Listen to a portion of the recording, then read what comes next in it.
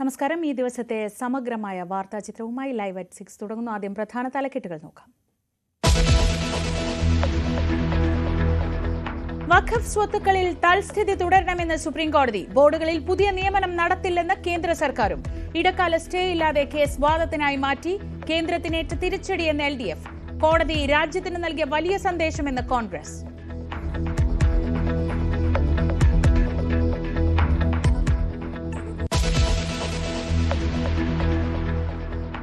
പോലീസിനെ വെട്ടിച്ചോടി ഷൈൻ ടോം ചാക്കോ. കൊച്ചിയിലെ ഹോട്ടലിന്റെ 3ാം നിലയിൽ നിന്ന് ചാടി. ഒളിവിൽ പോയ നടനെ തേടി പോലീസ്.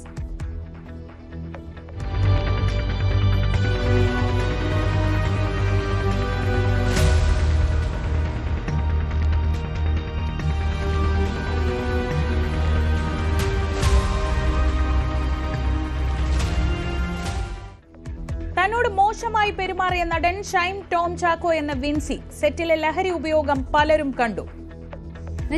വെർബൽ ഹറാസ്മെന്റ് ഉണ്ട്, സെക്ഷലി ഉള്ളൊരു അങ്ങനത്തെ ഒരു പ്രവണതയുണ്ടായിരുന്നു. Very bad.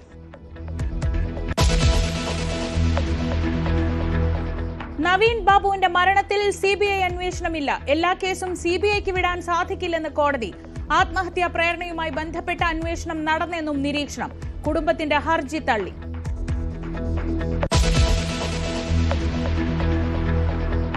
സംസ്ഥാനത്തിന്റെ സ്വപ്ന പദ്ധതി പൂവണിയുന്നു. വിഴിഞ്ഞം കമ്മീഷനിംഗ് മെയ് 2-ന്. പ്രധാനമന്ത്രി രാജ്യത്തിന് സമർപ്പിക്കും. രാജ്യത്തെ ആദ്യത്തെ ട്രാൻസ്ഷിപ്മെന്റ് കണ്ടെയ്നർ തുറമുഖം.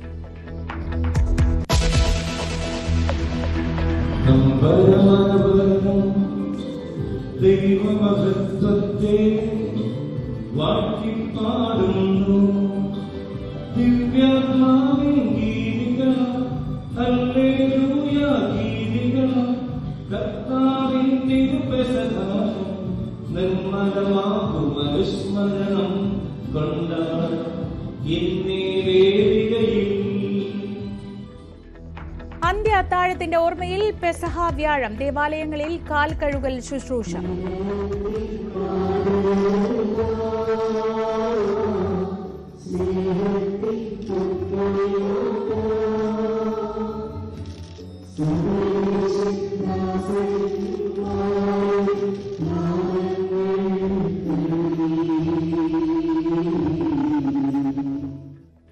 പള്ളികളിൽ പ്രത്യേക പ്രാർത്ഥന.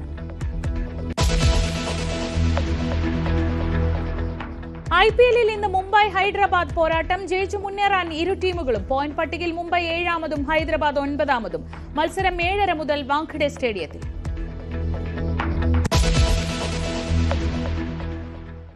വിശദമായ വാർത്തകൾ നോക്കാം. മയക്കുമരുന്ന് പരിശോധനയ്ക്കെത്തിയ ഡാൻസ് ഓഫ് സംഘത്തിൽ നിന്ന് രക്ഷപ്പെടാൻ ചാടിയോടി നടൻ ഷൈൻ ടോം ചാക്കോ. കൊച്ചിയിലെ PGS വേദാന്തയിൽ നടന്ന മിന്നൽ പരിശോധനയ്ക്കിടെയായിരുന്നു സിനിമയെ വെല്ലുന്ന സാഹസിക രംഗങ്ങൾ അരങ്ങേറിയത്. വിൻസി അലോഷ്യസ് പരാതി നൽകിയതിന് പിന്നാലെ ഷൈൻ ടോം ചാക്കോ ഒളിവിലാണ്. കൊച്ചിയിലെ ഫ്ളാറ്റിലും പോലീസ് പരിശോധന നടത്തി. ഷൈന്റെ ഫോണും സ്വിച്ച്ഡ് ഓഫ് ആണ്. തികച്ചും നാടകീയമായ രംഗങ്ങളായിരുന്നു ഇന്നലെ PGS വേദാന്ത ഹോട്ടലിൽ നടന്നത്. ഡാൻസ് ഓഫ് സംഘം ഷൈൻ ടോം ചാക്കോയെ പിടികൂടാൻ ഹോട്ടലിലേക്ക് എത്തുന്നു.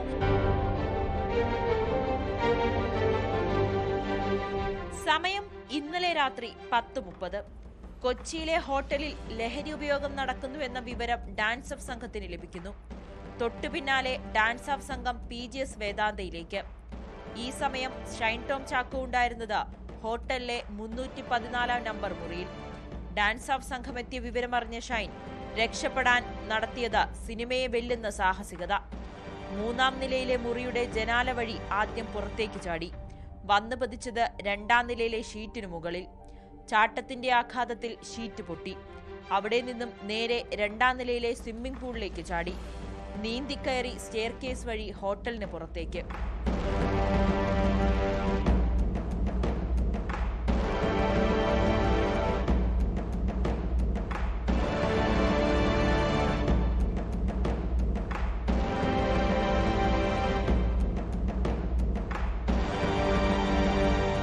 ഷൈൻ മാത്രമല്ല ആ സമയം 314-ാം നമ്പർ മുറിയിലുണ്ടായിരുന്നത്. മറ്റ് 2 പേർ കൂടി ഒപ്പമുണ്ടായിരുന്നു. ജനൽ വഴി ഷൈൻ പുറത്തേക്ക് ചാടി ഓടിയതോടെ ഒരാൾ മുൻവാതിൽ വഴി കടന്നുകളഞ്ഞു.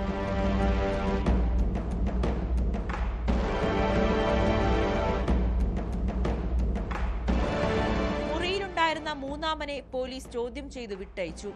അതിനിടെ മുറിയിൽ നടത്തിയ പരിശോധനയിൽ ഡാൻസ് ഓഫ് സംഘത്തിന് ലഹരി വസ്തുക്കളൊന്നും തന്നെ കണ്ടെത്താൻ സാധിച്ചില്ല. പരിശോധന തുടരുമെന്ന് അന്വേഷണ സംഘം. കുറച്ച് കാര്യങ്ങളൊക്കെ ഞങ്ങൾക്ക് ബോധ്യപ്പെട്ടിട്ടുണ്ട്. അതിന്റെ അടിസ്ഥാനത്തിൽ വരും ദിവസങ്ങളിൽ ശക്തമായിട്ടുള്ള പരിശോധന ഉണ്ടാവും. വിശദമായി ഷൈൻ ടോം ചാക്കോയെ പിടികൂടി ചോദ്യം ചെയ്ത് അടക്കമുള്ള കാര്യങ്ങളിലേക്ക് കടക്കാനാണ് പോലീസിന്റെ തീരുമാനം. എന്തായാലും വിൻസി അലോഷ്യസിന്റെ പരാതി കൂടി ലഭ്യമായ സ്ഥിതിക്ക് ഇനി പോലീസ് ആ പരാതി കൂടി ലഭിച്ചാൽ സമഗ്രമായിട്ടുള്ള ഒരു അന്വേഷണത്തിലേക്കായിരിക്കും കടക്കുക. ക്യാമറാമാൻ മനോജിനോടൊപ്പം നവമി ദിനേശ്, ന്യൂസ് 18 കൊച്ചി. സിനിമാ സെറ്റിൽ ലഹരി ഉപയോഗിച്ച് മോശമായി പെരുമാറിയെന്ന് നടി വിൻസി അലോഷ്യസ് പറഞ്ഞ നടൻ ഷൈൻ ടോം ചാക്കോ. നടനെതിരെ വിൻസി ആഭ്യന്തര പരാതി പരിഹാര സമിതിക്കും ഫിലിം ചേംബറിനും പരാതി നൽകി. ലൈംഗിക ചുവയോടെ നടൻ സംസാരിച്ചെന്നും സെറ്റിലെ ലഹരി ഉപയോഗം പലർക്കും അറിയാമായിരുന്നുവെന്നും പരാതിയിലുണ്ട്. എന്നാൽ ഷൈന്റെ പേര് പുറത്തുവിട്ടതിൽ ഫിലിം ചേംബറിനെതിരെ പിന്നീട് വിൻസി രംഗത്തെത്തി. ഷൈൻ ടോമിനെതിരെ പോലീസിലോ എക്സൈസിലോ പരാതി നൽകാനില്ലെന്നും വിൻസി ന്യൂസ് 18 പറഞ്ഞു. അതായത് ഞാനൊരു സിനിമയുടെ ഭാഗമായപ്പോൾ അതിലെ ആർട്ടിസ്റ്റ്, ആ സിനിമ ഹോൾഡ് ചെയ്യുന്ന one of the main artist, ആ ആർട്ടിസ്റ്റിൽ നിന്നും കിട്ടിയ എക്സ്പീരിയൻസ്, അദ്ദേഹം ഇത് ഉപയോഗിച്ച് മോശമായ രീതിയിൽ, പറഞ്ഞാലും മനസ്സിലാവാത്ത രീതിയിൽ പെരുമാറിയപ്പോൾ എന്നോടും. ഇൻസ്റ്റഗ്രാമിൽ പങ്കുവച്ച വീഡിയോയിലൂടെയാണ് വിൻസി അലോഷ്യസ് ദുരനുഭവം തുറന്നു പറഞ്ഞത്. ലഹരി ഉപയോഗിച്ച നടൻ തന്നോടും സഹപ്രവർത്തകയോടും മോശമായി പെരുമാറിയെന്നും സിനിമ പൂർത്തിയാക്കാൻ സംവിധായകൻ ഉൾപ്പെടെയുള്ളവർ ബുദ്ധിമുട്ടുന്നത് കൊണ്ട് മാത്രമാണ് സെറ്റിൽ തുടർന്നതെന്നുമായിരുന്നു വെളിപ്പെടുത്തൽ. എന്നാൽ ആ നടൻ ആരെന്ന് വിൻസി പറഞ്ഞിരുന്നില്ല. ആഭ്യന്തര പരാതി പരിഹാര സമിതിക്കും നൽകിയ പരാതിയിലാണ് മോശമായി പെരുമാറിയ നടൻ ഷൈൻ ടോം ചാക്കോ ആണെന്ന് വിൻസി വെളിപ്പെടുത്തിയത്.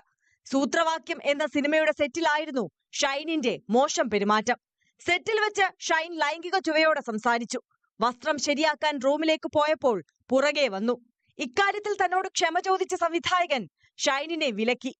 ഷൈൻ ലഹരി ഉപയോഗിക്കുന്നത് സെറ്റിൽ പലരും കണ്ടതായും പരാതിയിലുണ്ട്. നിലവിലെ സിനിമകൾ തീർന്നാൽ നടനെ മാറ്റി നിർത്തണമെന്ന് വിൻസി ന്യൂസ് 18 പറഞ്ഞു. വിഷയത്തിൽ പോലീസിലോ എക്സൈസിലോ പരാതി നൽകാനില്ല. ഇത്തരം സംഭവങ്ങൾ ആവർത്തിക്കാൻ പാടില്ലെന്നും വിൻസി. നമ്മൾ കൊടുത്തു എൻ്റെ എല്ലാ സംഘടനകൾക്കും. എങ്കിൽ മാത്രമാണ് അവർക്കൊരു സ്ട്രോങ് നടപടി എടുക്കാൻ പറ്റുള്ളൂ. എന്നുവെച്ചാൽ നിയമ നടപടി എന്നല്ല, നിയമ നടപടി എടുക്കില്ലെന്ന് ഞാൻ എടുക്കാൻ പോകുന്നില്ല. പക്ഷെ ഇൻസൈഡ് സിനിമ ഒരു സ്ട്രോങ് അവർക്കൊരു നടപടി എടുക്കണമെങ്കിൽ ദേ നീഡ് കംപ്ലീറ്റ്. എന്നാൽ സംഘടനകൾക്ക് നൽകിയ പരാതി പുറത്തു വന്നതിൽ വിൻസിക്ക് കടുത്ത അമർഷമുണ്ട്. പരാതി പുറത്തുവിട്ട് വിശ്വാസമില്ലായ്മയാണ് കാണിച്ചതെന്ന് വിൻസി പിന്നീട് പ്രതികരിച്ചു. സിനിമയുടെ പേരിലും എൻ്റെ പേരിലും ഞാൻ സമർപ്പിച്ച പരാതി എവിടെയാണ് പോയിട്ടുള്ളതെന്ന് എനിക്ക് വ്യക്തമായിട്ട് അറിയാം. എൻ്റെ സിനിമയുടെ IC-യിലും അതുപോലെ തന്നെ ഫിലിം ചേംബർ തന്ന മോണിറ്ററിംഗ്, IC-യുടെ മോണിറ്ററിംഗിലേക്കും പിന്നെ പ്രൊഡ്യൂസർ അസോസിയേഷനിലോട്ടും and the same time to Amma, ഇവിടേക്കാണ് പരാതികൾ പോയിട്ടുള്ളത്. ഈ പരാതികൾ പോയത് ഞാൻ അറിഞ്ഞെടുത്തോളം അമ്മയും പ്രൊഡ്യൂസർ അസോസിയേഷനും അല്ല എന്നൊക്കെ പറയുന്നു. എനിക്കറിയില്ല എങ്ങനെയാണ് പുറത്തു വന്നതെങ്കിലും ആരാണ് പുറത്തു വിട്ടതെങ്കിലും ഏറ്റവും വലിയ വിശ്വാസമില്ലായ്മയാണ് നിങ്ങൾ കാണിച്ചിരിക്കുന്നത്. വിൻസിയുടെ പരാതിയിൽ ഇടപെട്ട താരസംഘടനയായ അമ്മ പരാതി അന്വേഷിക്കാൻ 3-അംഗ സമിതിയെ നിയോഗിച്ചു. സനയു മോഹൻ, അൻസിബ ഹസൻ, വിനു മോഹൻ എന്നിവരാണ് സമിതി അംഗങ്ങൾ. ഷൈൻ ടോമിന്റെ വിശദീകരണം കേട്ട ശേഷമാകും നടപടി.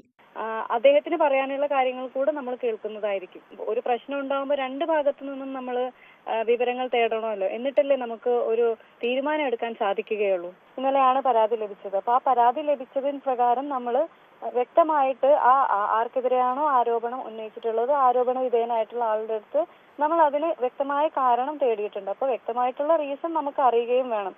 വിൻസിയുടെ വെളിപ്പെടുത്തലിൽ എക്സൈസ് വിവരങ്ങൾ തേടും. വെളിപ്പെടുത്തലോടെ സിനിമാ മേഖലയിലെ ലഹരി ഉപയോഗം വീണ്ടും ചർച്ചയാവുകയാണ്. ന്യൂസ് 18 കൊച്ചി. വിൻസി അലോഷ്യസിന് പിന്തുണയുമായി ചലച്ചിത്ര താരങ്ങൾ രംഗത്ത് വന്നു. സിനിമയിൽ വരുന്നതിന് മുൻപ് ആരാധിച്ചിരുന്ന പലരുടെയും മുഖം വികൃതമെന്ന് പിന്നീട് ബോധ്യപ്പെട്ടെന്നായിരുന്നു നടി ശ്രുതി രജനീകാന്തിന്റെ പ്രതികരണം. ഞാനും ഒരിക്കല് എല്ലാരെയും വളരെയധികം ആരാധിച്ചിരുന്ന ഒരാളായിരുന്നു. അപ്പം മനസ്സിലാക്കേണ്ട ഒരു കാര്യമുണ്ട്, വെളിയിൽ കാണുന്നതല്ല ഉള്ളിലേക്ക് അടുത്തേക്ക് വരുമ്പോ എല്ലാവർക്കും അവരുടേതായ ഡിസ്ഫങ്ഷൻസ് ഉണ്ട്. അപ്പൊ നമ്മൾ വെളിയിൽ കണ്ട് അത്രയും അഡ്മയർ ചെയ്യുന്ന ആളുകളായിരിക്കില്ല ചിലപ്പം അടുത്ത് വന്ന് ഇടപഴകുമ്പോൾ എന്ന് എപ്പോഴും ചിന്തിക്കുക. ഇവർക്ക് എന്തിനാ നമ്മൾ റിട്ടേൺ പരാതി കൊടുക്കുന്നത്? ഈ പോസ്റ്റ് തന്നെ 2 ദിവസത്തിന് മുമ്പ് വിൻസി ഇട്ടിട്ടുണ്ട്. അപ്പൊ എന്ത് കാരണം കൊണ്ട് പോലീസ് അത് സോ മോട്ടോ ആയിട്ട് കേസ് എടുത്തില്ല? സീക്രസിയിൽ ഈ പ്രോബ്ലംസ് അവിടെ വെച്ച് തന്നെ മീഡിയേഷനോ ആർബിട്രേഷനിലോ തന്നെ അത് സോൾവ് ആയി പോകും. വിൻസിയുടെ വെളിപ്പെടുത്തലിന്റെ അടിസ്ഥാനത്തിൽ നടപടി ഉണ്ടാവുമെന്ന് മന്ത്രി MP രാജേഷ്. ഷൈനിനെതിരായ പഴയ കേസ് പാളിപ്പോകാൻ കാരണം കഴിഞ്ഞ UDF ഭരണകാലത്തെ കൃത്യവിലോപമാണെന്നും മന്ത്രി പറഞ്ഞു. പരാതി കിട്ടിയാൽ പരാതി അന്വേഷിക്കും. പക്ഷേ വെളിപ്പെടുത്തലുകളും വിവരങ്ങളുടെ അടിസ്ഥാനത്തിൽ സാധ്യമായിട്ടുള്ള അന്വേഷണം നടത്തുകയും ചെയ്യും. കാരണം ഇത് സംബന്ധിച്ച് വരുന്ന ഒരു വെളിപ്പെടുത്തലും ഒരു ഇൻഫർമേഷനും ലഘുവായിട്ടല്ല എക്സൈസ് എടുക്കുന്നത്, വളരെ ഗൗരവത്തോടെയാണ്. ആ കേസിന്റെ കാര്യം നിയമസഭയിൽ വ്യക്തമാക്കിയതാണ്. അത് ഉണ്ടായത് UDF സർക്കാരിന്റെ കാലത്താണ്. കോടതി നിശിതമായിട്ട് പോലീസിനെ വിമർശിക്കുകയും ചെയ്തു. വെറുതെ വിട്ടത് പോലീസിന്റെ ഭാഗത്തു നിന്ന് വന്ന വീഴ്ചകളുടെ പേരിലാണ് എന്ന് കോടതി നിരീക്ഷിച്ചിട്ടുണ്ട്. അതിന് ഈ ഗവൺമെന്റ് ഉത്തരവാദിയല്ല. ഞാൻ നിയമസഭയിൽ തന്നെ അത് വ്യക്തമാക്കിയതുമാണ്. അപ്പം അതാണ് അക്കാര്യത്തിലുള്ളത്. ബാക്കി വരുന്ന പരാതികളുടെ അടിസ്ഥാനത്തിൽ അന്വേഷണം നടക്കും. നമ്മുടെ മുമ്പിൽ ഏതെങ്കിലും വ്യക്തി എന്നുള്ളതല്ലല്ലോ. വരുന്ന പരാതികൾ, ലഭിക്കുന്ന വിവരങ്ങൾ, അത്തരം കാര്യങ്ങളുടെ അടിസ്ഥാനത്തിൽ പരിശോധന, അന്വേഷണമൊക്കെ നടക്കും. വിൻസി അലോഷ്യസിന്റെ പരാതി ലഭിച്ചാൽ നടപടിയെടുക്കുമെന്ന് വനിതാ കമ്മീഷൻ അധ്യക്ഷ P. സതീദേവി. എക്സൈസിൽ നിന്നും പോലീസിൽ നിന്നും റിപ്പോർട്ട് തേടും. നിലവിൽ പരാതി കിട്ടിയിട്ടില്ലെന്നും P. സതീദേവി പറഞ്ഞു. വനിതാ കമ്മീഷന് മുമ്പാകെ പരാതി ലഭിച്ചിട്ടില്ല. തീർച്ചയായും തൊഴിലിടങ്ങളിൽ ആത്മാഭിമാനത്തോടെ ജോലി ചെയ്യാനുള്ള അവകാശം തങ്ങൾക്കുണ്ട് എന്ന് തിരിച്ചറിയാൻ ആ മേഖലയിൽ ജോലി ചെയ്യുന്ന സഹോദരിമാർ തയ്യാറാവുന്നു എന്നുള്ളതും ബന്ധപ്പെട്ട സംവിധാനങ്ങൾക്ക് മുമ്പാകെ പരാതി പറയാനുള്ള ആർജവം കാണിക്കുന്നു എന്നുള്ളത് തീർച്ചയായും ഒരു അഭിമാനകരമായിട്ടുള്ള കാര്യമാണ്. ഇന്ന് ഇന്റേണൽ കമ്മിറ്റി സിനിമാ മേഖലയിൽ പ്രവർത്തിക്കുന്നു എന്നുള്ളത് തീർച്ചയായിട്ടും വളരെയധികം ഉചിതമായിട്ടുള്ള ഒരു കാര്യമാണ്. നടൻ ശ്രീനാഥ് ഭാസിക്കെതിരെ ലഹരി ആരോപണവുമായി നിർമ്മാതാവ് രംഗത്ത്. നമുക്ക് കോടതിയിൽ കാണാം എന്ന സിനിമയുടെ ലൊക്കേഷനിൽ വെച്ച് ശ്രീനാഥ് ഭാസി നിരന്തരം കഞ്ചാവ് ആവശ്യപ്പെട്ടിരുന്നതായി നിർമ്മാതാവ് ഹസീബ് മലബാർ ആരോപിച്ചു. നടൻ സ്ഥിരമായി സെറ്റിൽ വരാത്തതിനാൽ ചിത്രീകരണവും ഡബ്ബിംഗും നീണ്ടുപോയെന്നും ഹസീബ് ആരോപിക്കുന്നു. സിനിമാ മേഖലയുമായി ബന്ധപ്പെട്ട് ഉയർന്നുവന്ന ഹൈബ്രിഡ് കഞ്ചാവ് കേസിന്റെ അന്വേഷണത്തിന് പിന്നാലെയാണ് നടൻ ശ്രീനാഥ് ഭാസിക്കെതിരെ നിർമ്മാതാവ് ഗുരുതര ആരോപണവുമായി രംഗത്ത് വന്നത്.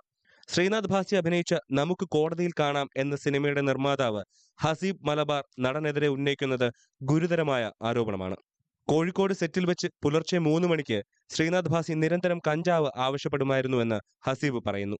5 ദിവസം കഴിഞ്ഞ് വരാമെന്ന് പറഞ്ഞു പോയ ശ്രീനാഥ് ഭാസി തിരികെ വന്നത് 58 ദിവസം കഴിഞ്ഞെന്ന് നിർമ്മാതാവ് പറയുന്നു. നടൻ സ്ഥിരമായി എത്താത്തതിനാൽ ഷൂട്ടിങ്ങും ഡബ്ബിങ്ങും നീണ്ടുപോയി. കനത്ത സാമ്പത്തിക നഷ്ടവും നേരിട്ടു. ഇത് ചോദിച്ചത് ലൊക്കേഷനിൽ രാത്രി ഒരു 2:45 ആയപ്പോൾ ഞാൻ ഏൽപ്പിച്ച ഒരു പയ്യന്റെ അടുത്തേക്കാണ് പുള്ളിയുടെ വിളിച്ച് ഇന്നലെ സാധനം ആവശ്യപ്പെട്ടു.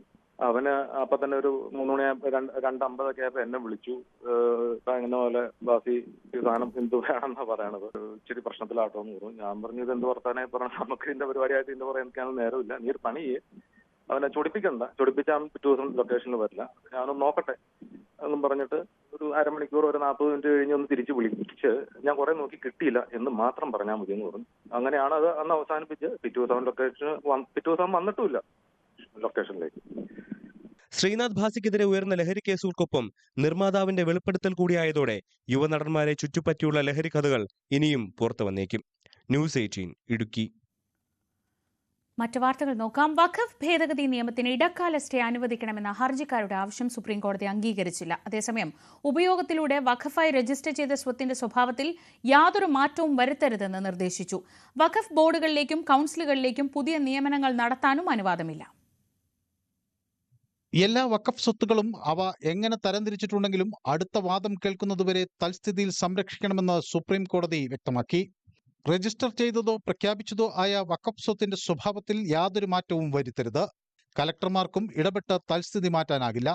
ഈ കാലയളവിൽ വഖഫ് ബോർഡുകളിലേക്കും കൗൺസിലിലേക്കും പുതിയ നിയമനങ്ങൾ നടത്തില്ലെന്ന് സോളിസിറ്റർ ജനറൽ ഉറപ്പു നൽകി. പ്രസക്തമായ രേഖകൾക്കൊപ്പം വിശദീകരണം സമർപ്പിക്കാൻ കോടതി കേന്ദ്രത്തിന് 7 ദിവസത്തെ സമയം അനുവദിച്ചു. വഖഫ് ഭേദഗതി നിയമത്തിൽ ചില പോസിറ്റീവ് വ്യവസ്ഥകൾ അടങ്ങിയിട്ടുണ്ടെന്നും അതിനാൽ നിയമത്തെ പൂർണ്ണമായും സ്റ്റേ ചെയ്യുന്നത് ന്യായീകരിക്കാനാകില്ലെന്നും സുപ്രീം കോടതി ചൂണ്ടിക്കാട്ടി. ഹർജി വീണ്ടും പരിഗണിക്കുന്നതുവരെയാണ് ഇടക്കാല ഉത്തരവ്. കേന്ദ്ര സർക്കാരിന് വേണ്ടി സോളിസിറ്റർ ജനറൽ തുഷാർ മേത്തയാണ് ഹാജരായത്. ജനങ്ങളുടെ പ്രശ്നത്തിന് പരിഹാരം കാണേണ്ടത് സർക്കാരിന്റെ ഉത്തരവാദിത്വമാണെന്നും ഗ്രാമങ്ങൾ ഒന്നാകെ വഖഫാകുന്ന നിലയുണ്ടെന്നും സോളിസിറ്റർ ജനറൽ സുപ്രീം കോടതിയിൽ അറിയിച്ചു. വഖഫ് വിഷയത്തിൽ 100-ലധികം ഹർജികളാണ് സുപ്രീം കോടതിയിൽ എത്തിയത്. ചീഫ് ജസ്റ്റിസ് സഞ്ജീവ് ഖന്ന, ജസ്റ്റിസുമാരായ സഞ്ജീവ് കുമാർ, KV വിശ്വനാഥൻ എന്നിവരുടെ ബെഞ്ചാണ് ഹർജികൾ പരിഗണിച്ചത്. 120 ഹർജികൾ കൈകാര്യം ചെയ്യുന്നത് അസാധ്യമാണ് എന്ന് വ്യക്തമാക്കിയ സുപ്രീം കോടതി 5 റിട്ട് ഹർജികൾ മാത്രമേ പരിഗണിക്കുള്ളൂ എന്നും ബാക്കിയുള്ളവ തീർപ്പാക്കിയതായി കണക്കാക്കുമെന്നും പറഞ്ഞു. ഇരുപക്ഷത്തോടും നോഡൽ കൗൺസിലെ നിയമിക്കാനും നിർദ്ദേശിച്ചു. മെയ് 5-ന് കേസ് വീണ്ടും പരിഗണിക്കും. News desk, news 18. വഖഫിൽ സുപ്രീം കോടതിയുടെ ഇടക്കാല ഉത്തരവ് ആശ്വാസകരമെന്ന് LDFും UDFും കേന്ദ്ര സർക്കാരിനേറ്റ തിരിച്ചടിയെന്ന് MV ഗോവിന്ദനും ബിനോയ് വിശ്വവും പറഞ്ഞു. വിധിയിലൂടെ സുപ്രീം കോടതി രാജ്യത്തിന് നൽകിയത് വലിയ സന്ദേശമാണെന്ന് KC വേണുഗോപാൽ പ്രതികരിച്ചു. സുപ്രീം കോടതി വളരെ ശ്രദ്ധേയമായ ഒരു ഇടപെടലാണ് വഖഫ് ബില്ലുമായിട്ട് ബന്ധപ്പെട്ട് നടത്തിയിട്ടുള്ളത്. തൽസ്ഥിതി തുടരണമെന്നും പുതിയ നിയമനങ്ങളൊന്നും ഇതുമായി ബന്ധപ്പെട്ട് നടത്താൻ പാടില്ല എന്നും പ്രശ്നത്തിൽ ഫലപ്രദമായിട്ട് ഇടപെടാൻ തന്നെ കോടതി തീരുമാനിച്ചിരിക്കുകയാണ്. വിശദമായിട്ട് വാദം നടത്താൻ തന്നെയാണ് തീരുമാനിച്ചിട്ടുള്ളത്. തീർച്ചയായിട്ടും ഇത് ഒരു ആശ്വാസകരമായ മതനിരപേക്ഷ ജനാധിപത്യ ശക്തികൾക്ക് അനുകൂലമായൊരു ഇടപെടലാണ് കോടതിയുടെ ഭാഗത്ത് നിന്ന് ഉണ്ടായിട്ടുള്ളത്. സുപ്രീം കോടതിയുടെ ഇന്നത്തെ ഇടക്കാല വിധി RSS നിയന്ത്രിക്കുന്ന BJP ഗവൺമെന്റിനേറ്റ അടുപ്പിച്ചുള്ള മൂന്നാമത്തെ അടിയാണ്. ഒന്നാമത്തെ അടി മിനിഞ്ഞാന്ന് കേന്ദ്ര ന്യൂനപക്ഷകാര്യ മന്ത്രി റിജു ജി തന്നെ കൊടുത്തു കഴിഞ്ഞിട്ടുണ്ട്. മുനമ്പം പ്രശ്നത്തിന്റെ പരിഹാരമാണ് ഈ ബില്ല് പാസ്സാക്കണമെന്ന് പറഞ്ഞ വാദഗതിയെ അദ്ദേഹം കൈയോടെ പൊളിച്ച് കൈ കൊടുത്തു. ഈ പ്രശ്നത്തിൽ CPIM-ഉം ഇടതുപക്ഷ ജനാധിപത്യ മുന്നണിയും ഈ വഖഫ് ഭേദഗതി നിയമത്തെ സംബന്ധിച്ച് മതന്യൂനപക്ഷങ്ങളുടെ അവകാശങ്ങൾ സംരക്ഷിക്കുന്നതിന് സഹായകരമല്ല ഈ നിലപാട്, ഈ ഭേദഗതി എന്നുള്ളത് വ്യക്തമാക്കി കഴിഞ്ഞിട്ടുണ്ട്. സുപ്രീം കോടതി വിധിയുടെ ആദ്യത്തെ പ്രതികരണവും അതിനെ സാധൂകരിക്കുന്നതാണ്. ഈ വിധിയിലൂടെ സുപ്രീം കോടതി രാജ്യത്തിന് വലിയ സന്ദേശമാണ് നൽകിയിരിക്കുന്നത്. ഇന്ത്യൻ പാർലമെൻറ്റിൽ ഇന്ത്യ മുന്നണിയും കോൺഗ്രസും ഉയർത്തിയിട്ടുള്ള ഏറ്റവും ശക്തമായ ആശങ്കകൾ ശരിയാണെന്ന രീതിയിലാണ് സുപ്രീം കോടതിയുടെ പ്രാഥമികമായിട്ടുള്ള ഉത്തരവും നിരീക്ഷണവും വന്നിരിക്കുന്നത്. അത് ഭരണഘടനയുടെ അടിസ്ഥാന തത്വങ്ങളെ ലംഘിക്കുന്ന നിയമമാണ് വഖഫ് നിയമത്തിലൂടെ കേന്ദ്ര സർക്കാർ ചെയ്തിരിക്കുന്നത് എന്നുള്ള ഒബ്സർവേഷൻ. മുനമ്പം വിഷയം പരിഹരിക്കാൻ മുഖ്യമന്ത്രി ഇടപെടുന്നു. ബിഷപ്പുമാരെ ചർച്ചയ്ക്ക് വിളിച്ചു. KV തോമസ് മുഖേനയാണ് മുഖ്യമന്ത്രിയുടെ ഇടപെടൽ. മുഖ്യമന്ത്രിയുമായി ചർച്ച നടത്തുമെന്ന് കോഴിക്കോട് ആർച്ച് ബിഷപ്പ് വർഗീസ് ചക്കാലയ്ക്കൽ സ്ഥിരീകരിച്ചു. മുനമ്പം വിഷയം മാത്രം പരിഗണിച്ചാണ് KCBC വഖഫ് ഭേദഗതി നിയമത്തെ പിന്തുണച്ചതെന്ന് ആർച്ച് ബിഷപ്പ് പ്രതികരിച്ചു. മുഖ്യമന്ത്രി അതിനുവേണ്ടി എന്തും ചെയ്യാമെന്ന് ഞങ്ങൾ ഇന്നാൾ പോയി കണ്ടു കഴിഞ്ഞപ്പോൾ പറയുണ്ടായി. അത് തീർക്കാൻ വേണ്ടി ശ്രമിക്കും. പക്ഷെ മുഖ്യമന്ത്രിക്ക് ഈ നിയമപരമായിട്ടുള്ള പല കാര്യങ്ങളുണ്ടല്ലോ. പിന്നും കൂടി നമ്മുടെ KV തോമസ് മാസ്റ്റർ എന്നെ വിളിച്ചിരുന്നു. തോമസ് മാസ്റ്റർ പറഞ്ഞു ഈ പ്രശ്നം എങ്ങനെയെങ്കിലും പരിഹരിക്കണമെന്നാണ് മുഖ്യമന്ത്രിക്ക് താല്പര്യമെന്ന് തോമസ് മാസ്റ്റർ എന്നോട് പറഞ്ഞു.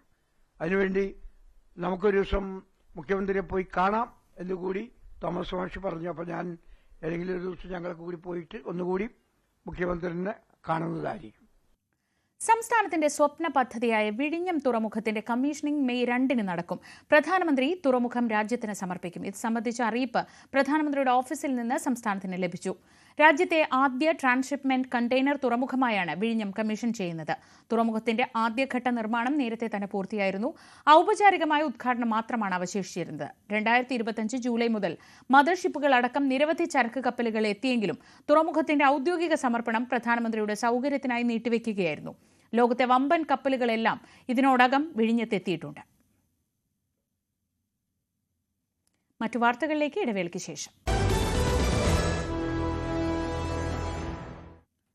വിവിധ കോളേജുകളിലും യൂണിവേഴ്സിറ്റികളിലും പഠിക്കുന്ന നിരവധി അന്താരാഷ്ട്ര വിദ്യാർത്ഥികളുടെ വിസ റദ്ദാക്കിയ അമേരിക്ക. പലരുടെയും വിസ സ്റ്റാറ്റസ് US സ്റ്റേറ്റ് ഡിപ്പാർട്ട്മെന്റ് മാറ്റിയെന്നാണ് വിവരം. ഗാസയിലെ ഇസ്രയേലിന്റെ യുദ്ധത്തിൽ പ്രതിഷേധിച്ചവർക്കെതിരെയും ക്രിമിനൽ കുറ്റങ്ങൾ നേരിടുന്നവർക്കെതിരെയുമാണ് നടപടി. സമീപകാലത്ത് പഠനം പൂർത്തിയാക്കിയവർ ഉൾപ്പെടെ 600-ലധികം വിദ്യാർത്ഥികളുടെ വിസയാണ് ഇതിനോടകം റദ്ദാക്കിയിരിക്കുന്നത്. ഏകദേശം 210 കോളേജുകളും യൂണിവേഴ്സിറ്റികളിലും പഠിക്കുന്ന വിദ്യാർത്ഥികളുടെ വിസകളിൽ മാറ്റവും വരുത്തിയിട്ടുണ്ട്. F1, J1 വിസകളിലാണ് മാറ്റം വരുത്തിയത്. വിദ്യാർത്ഥി പ്രക്ഷോഭങ്ങളിലും ചെറിയ കുറ്റകൃത്യങ്ങളിലും ഏർപ്പെട്ടവർക്കാണ് വിസ നഷ്ടമായിരിക്കുന്നത്. നേരത്തെ ഗാസയിലെ ഇസ്രായേലിന്റെ യുദ്ധത്തിൽ പ്രതിഷേധിച്ചവരെയും ക്രിമിനൽ കുറ്റങ്ങൾ നേരിടുന്നവരുടെയും വിസ ദേശീയ താൽപര്യങ്ങൾക്ക് വിരുദ്ധമായി പ്രവർത്തിക്കുന്നെന്ന് ചൂണ്ടിക്കാട്ടി റദ്ദാക്കുമെന്ന് സ്റ്റേറ്റ് സെക്രട്ടറി മാർക്കോ റൂബിയോ പറഞ്ഞിരുന്നു. ഇതിന്റെ ഭാഗമായി പലരുടെയും വിസ സ്റ്റാറ്റസ് US സ്റ്റേറ്റ് ഡിപ്പാർട്ട്മെന്റ് മാറ്റുകയും ചെയ്തു. എന്നാൽ ഇപ്പോൾ എടുത്ത നടപടിയിൽ ഉൾപ്പെട്ട വിദ്യാർത്ഥികൾ ഈ പ്രക്ഷോഭങ്ങളിൽ പങ്കെടുത്തിട്ടില്ലെന്നാണ് പറയുന്നത്.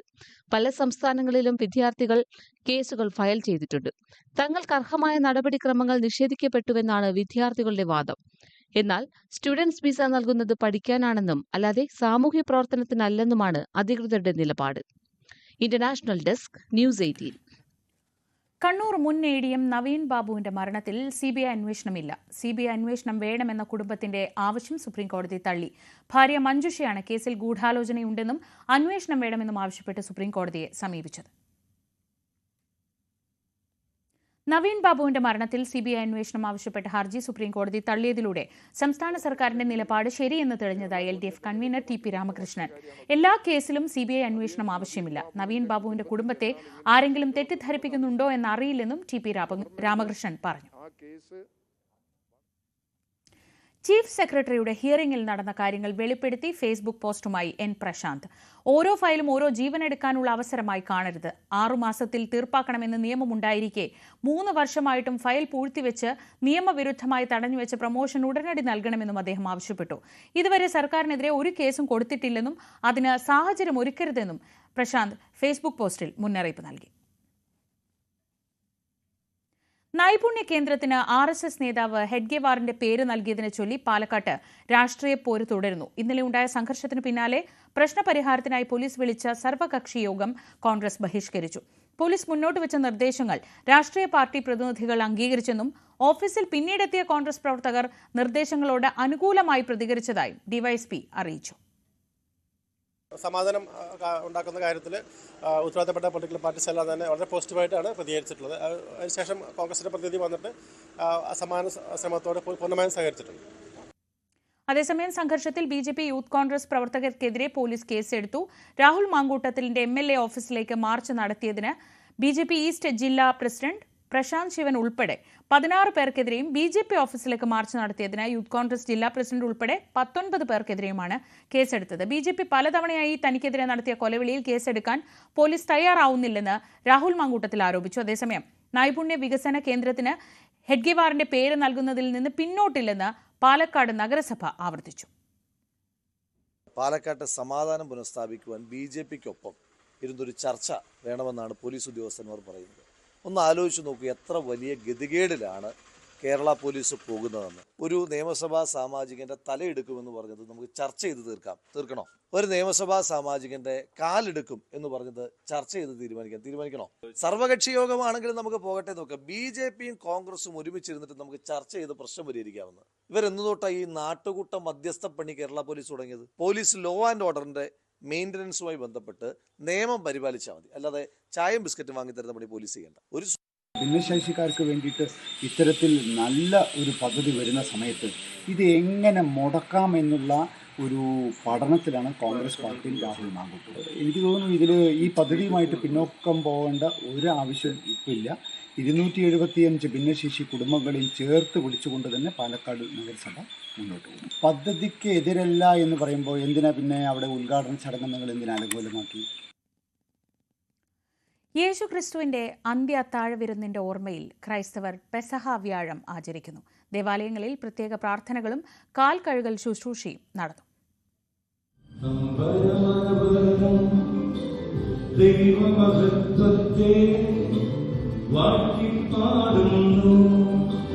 ദിവ്യാത്മാവേ ഗീതിക ഹല്ലേലൂയ ഗീതിക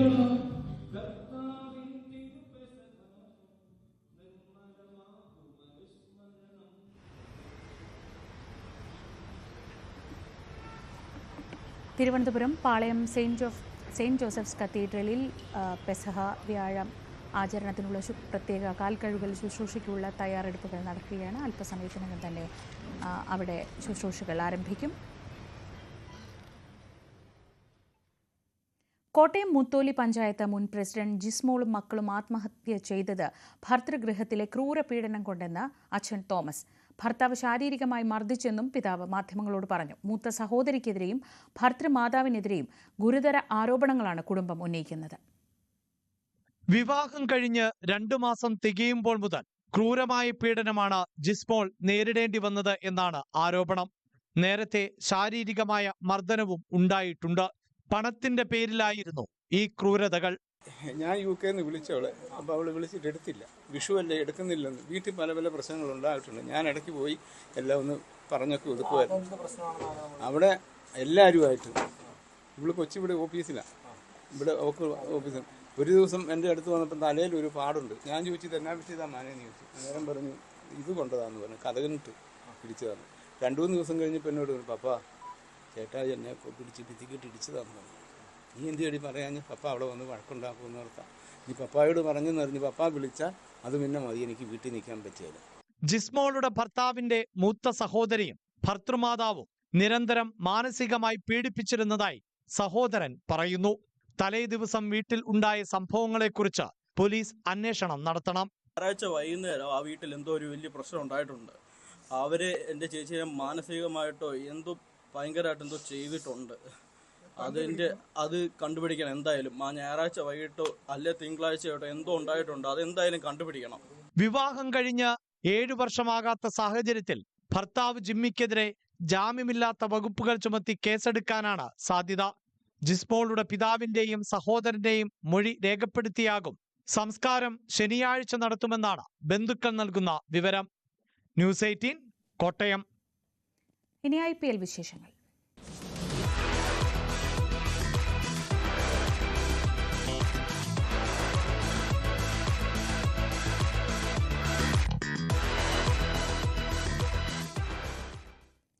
IPL-ൽ മുംബൈ ഇന്ത്യൻസ് ഇന്ന് സൺറൈസേഴ്സ് ഹൈദരാബാദിനെ നേരിടും. ഇരു ടീമുകൾക്കും വിജയം അനിവാര്യമാണ്. രാത്രി 7:30 മുംബൈയിലാണ് മത്സരം. ലൈവ് at 6 പൂർണ്ണമാവുകയാണ്. ഇനി സകലമാന കേരളത്തിൽ ഭവ്യ പാർവതി.